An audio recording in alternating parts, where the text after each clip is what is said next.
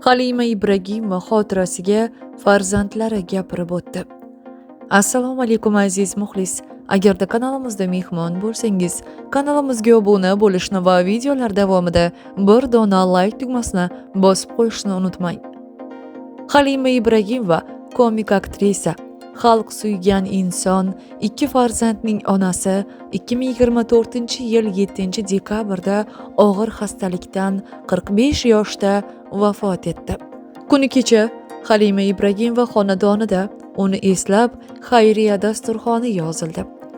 O'qilgan duolar ruhlarini shod etsin deya Halima Ibragimova farzandlari uchun onasining o'rni juda qattiq bilinayotgani, onasiz og'irligini juda ham sog'inayotganligini o'g'li Jasurbek va qizlari aytib ko'zlariga yosh oldi.